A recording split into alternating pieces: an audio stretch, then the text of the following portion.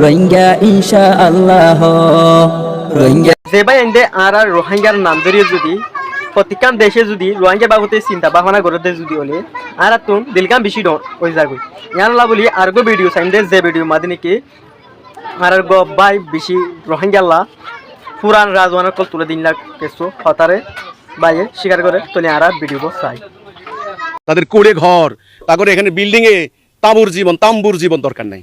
কুড়ে ঘর সম্মানের, তারা হালের বলদ দিয়ে জমি চাষ করুক, পান্তাবাদ খাক সম্মানের। জাতিসংঘের দামি প্যাকেটে ওদের দরকার নাই। আমি বলি এটা, আমি মনে করি, কারণ ওদের ছেলেগুলি তরুণগুলি বিভিন্ন উগ্রবাদী কর্মকাণ্ডে জড়িত হয়ে গেছে, বিভিন্ন ধরনের মাদকাসক্ত হয়ে গেছে, অলরেডি মারামারি করে। ওদের মেয়েগুলি অলরেডি পাচার হয়ে গেছে। তো আর বাইয়ে হয়ে দে ভিডিও মাদে অনরা শুনিবা আজ যদি আরা মগ আর হিন্দু আর সামা মরু ওইতাম আর কানা জমিনতুন আর তুন অন্য কান দেশে দেশে ওয়ান হতো কেলা শিরিক কলিমা ফুকি দিয়ে আল্লাহ বলি আজিয়া আরারে জুলুম করি প্রত্যেকখান দেশে গড়ি দিয়ে হলাই।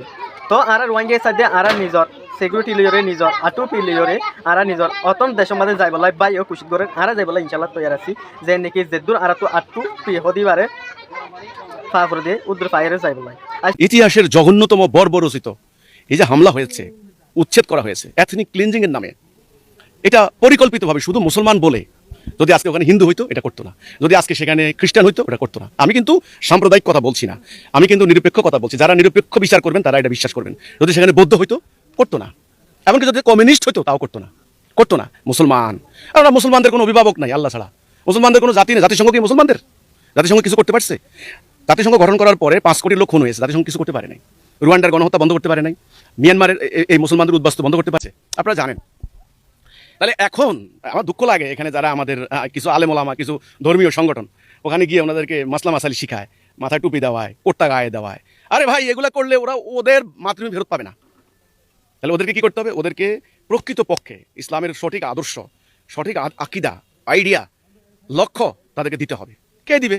আল্লাহর পক্ষ থেকে যদি কেউ দেয় দিতে হবে। এখন তারা বিচ্ছিন্ন, বিক্ষিপ্ত, কেউ এদিকে কেউ ওইদিকে, কেউ সন্ত্রাস করে, পুলিশে ধরে, এগুলা করছে। আন্তর্জাতিকভাবে ওদেরকে কয়েকদিন পরে দেখবেন সন্ত্রাসী হিসাবে মানে তকমা লাগিয়ে দিবে। তারা রোহিঙ্গা মানে সন্ত্রাসী, ওরা আর যেতে পারবে না। ওদিক দিয়ে অলরেডি জাতিসংঘের মহাসচিব এই ধরনের একটা ইঙ্গিত দিয়ে গেছেন যে বাংলাদেশকে আরাকান আর্মির কাছে, অর্থাৎ ওই যে মিয়ানমারের যে অংশটা, রাখাইন প্রদেশ, ওখানে মানবিক সহায়তা পাঠানোর জন্য বাংলাদেশকে করিডোর হিসেবে ব্যবহারের প্রস্তাব দিচ্ছে।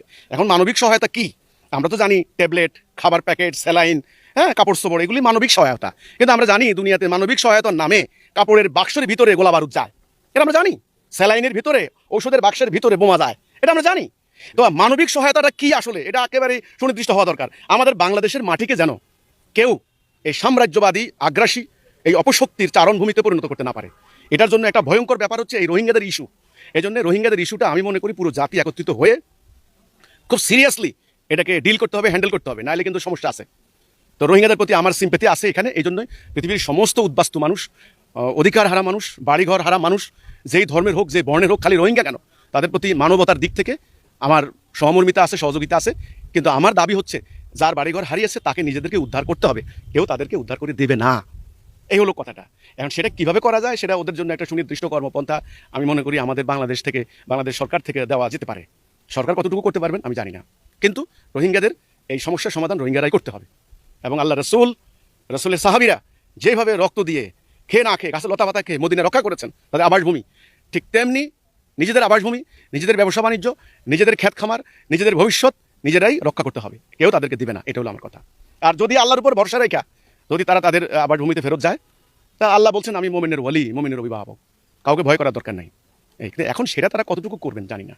মুসলমানর নাতি ফুটি কালাস ফেল করে, আগে শিখো আগে ফরো, হিম্মত না হারো, আল্লাহ চাইলে আর ফন্না রোশন করিব, রোহিঙ্গা ইনশাআল্লাহ রোহিঙ্গা।